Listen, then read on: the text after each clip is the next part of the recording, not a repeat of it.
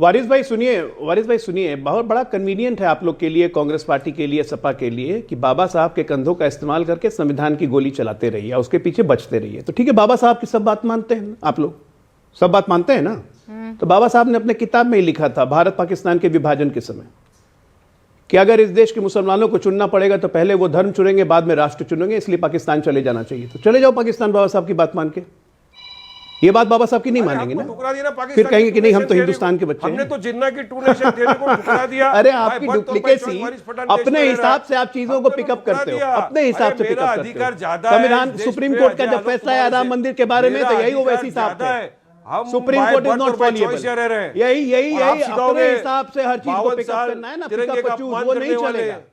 समय बदल गया है, ठीक है ना। आपके जैसे कट्टरपंथी विचारधारा जो है इस देश को इस्लामिक राष्ट्र बनाने की, वो विचारधारा चलेगी नहीं। बाबा साहब को सेलेक्टिवली पिकअप संवैधानिक बातें करना, बाबा साहब को पूरा पिकअप करो ना। कब तक संविधान बाबा साहब को पूरा पिकअप करो, कब से आप लोग बाबा साहब को मानने लगे?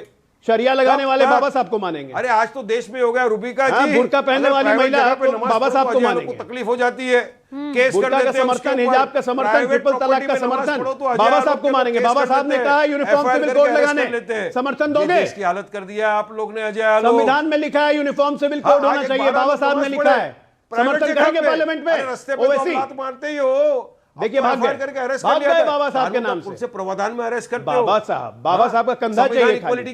बाबा साहब संविधान को मजाक बना दिया इन लोगों ने। इसी की बात कर रहा हूं। दोनों रुकिए। मलूक जी, अभी वारिस पठान ने एक जिक्र किया है, बाबा साहब का जिक्र हुआ, और उसके बाद यूपी की कुछ घटनाओं को भी यहाँ पर याद दिलाया गया कि प्राइवेट जगह पर नमाज पढ़ रहे थे 12 लोग, उनको गिरफ्तार कर लिया गया, फिर उसके बाद छोड़ दिया गया, ये कोई नहीं बताएगा, पर हाँ गिरफ्तार किया गया। मलूक जी, और इसमें एक बात सही है मलूक भाई, देखिए आपस में ये जो सब भिड़े हैं, इसमें कांग्रेस वापस 3 में ना 13 में रही, AIM एकदम फोर फ्रंट पर दिखाई दे रही है। देखिए रूबिका जी, जहां तक बात है, देश तो संविधान से ही चलेगा, और माननीय प्रधानमंत्री भी कह चुके हैं कि सबका साथ सबका विकास। यहां तक संघ प्रमुख भी कह चुके हैं कि इस देश में इस्लाम के लोगों के बगैर भी ये देश पूरा नहीं होता। तो सोचने वाली बात यह है कि जब संविधान के अनुसार मुसलमानों के लिए हम भी खड़े जहां जरूरत पड़ती है, लेकिन कांग्रेस और उसकी साथी पार्टियां जब हिंदुओं की बात आती है, ये क्यों मुंह में दही जमा के बैठ जाती हैं? जब कांवड़ यात्रा चलेगी, जब अंडों की दुकान, मीट की दुकान की वकालत करेंगे कांग्रेस और उसकी साथी पार्टियां, तो माहौल को खराब ये लोग करना चाहते हैं। और जो रूबिका जी बात है, आज का विषय है कांग्रेस क्यों कमजोर हो रही है, असली बात यह है कि जो इनकी साथी पार्टियां हैं, जो प्रदेशों में हैं, या जो कहो कि किसी भी प्रदेश में लोकल पार्टियां, क्षेत्रीय पार्टियां, उन्होंने बीजेपी या एनडीए के खिलाफ जाके जो मुसलमानों के साथ जाकर के इतना मजबूत कर लिया अपने आप को कि मुसलमान भाई वहां जुड़ गए हैं। तो कांग्रेस उनको अपनी तरफ लाने के लिए जिस तरह के बयान दे रहे हैं, यह पाकिस्तान की बात करते हैं, युद्ध में पाकिस्तान के फेवर की बात करते हैं, हमारे देश के खिलाफ बात करते हैं, ऐसे प्रश्न पूछते हैं जो पाकिस्तान के फेवर में जाएं, कांग्रेसी ऐसे प्रश्न पूछते हैं जो पाकिस्तान में ब्रेकिंग न्यूज बने, तो उससे हमारे देश के लोगों को कष्ट होता है। कांग्रेस लगातार मरती जा रही है। और जहां से वारिस पठान की बात है, मेरे साथ संसद में खड़े होके ओवैसी साहब जब बोलते हैं तो वो बिल्कुल पिछड़ों की, दलितों की, बाबा अंबेडकर साहब के द्वारा और देश के संविधान के अनुसार बातों को रखते हैं। और कुछ लोग कहते थे तो मुसलमानों के नेता हैं, लेकिन जब पिछले दिनों पाकिस्तान और हिंदुस्तान का युद्ध हुआ, जब विदेशों में जाकर के जो ओवैसी साहब ने जब पाकिस्तान के खिलाफ बातें रखी, उनसे एक मैसेज गया है। और ओवैसी साहब को मुसलमानों के अलावा दूसरी जातियों के वोट भी मिलने लगे हैं, और उसमें कांग्रेस में मणिशंकर अय्यर जैसे लोग और दूसरे कई बड़े नेता, और जो वहाँ महाराष्ट्र के चीफ मिनिस्टर रहे हैं कि भारत पहले दिन पाकिस्तान में हारा, मणिशंकर जैसे लोग युद्ध अभी उसको बंद कर दो, ऑपरेशन को बंद कर दो, जो इस तरह के लोग बात बोलते हैं। तो फिर ये जो अजीज भाई कहते हैं और पंकज जी कहते हैं, वो कहाँ झूठ बोलते हैं? आप लोगों की बी टीम की तरह आप लोग तो ऐसे उनको झेला दे रहे हैं, ऐसे झेला दे रहे हैं, तो वो जो अजीज भाई और पंकज भाई झूठ थोड़ी बोलते हैं कि आप लोगों की बी टीम है AIM। क्यों अजीज खान साहब? रूबिका जी, ये तो आप लोगों को भी टीम कहते हैं। देखिए रूबिका जी वालों को भी टीम कहते हैं, ये तो कांग्रेस। पर हमारा तो ऐसे कभी आपने सपोर्ट नहीं किया ना, जैसे आप एआईएमआईएम का कर रहे हैं। इसीलिए तो कांग्रेस मरती जा रही है। अरे ना कांग्रेस, अच्छा असली बात यही है, कांग्रेस को कटघरे में खड़ा करने के लिए कहीं ऐसा तो नहीं है स्ट्रेटेजिकली हो रहा है। साहब से चिढ़ते हैं और इसीलिए इनकी हालत हो रही है। फिर वापस ओवैसी साहब से चिढ़ते हैं। ये बड़ा इंटरेस्टिंग है, बहुत दिलचस्प है, कुछ तो है खेला। अरे देश के कोई संकेत दे रहे हैं मलूक भाई। देश के लिए जो बात रखे, हाँ। क्या डर के बात करने लगे?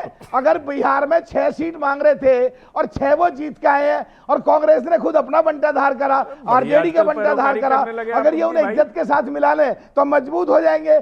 इनकी जमीनें खिंचती जा रही है, ओवैसी साहब इनके क्षेत्र को खाते जा रहे हैं, इसलिए इन्हें दिक्कत हो रही है, इसलिए उनका विरोध कर रहे हैं। हाँ तो वो सारी बात, अरे इतना तो बोलने की जरूरत ही नहीं है, खाली बी टीम और सबका सब आ जाता है उसमें, पैकेज है पूरा।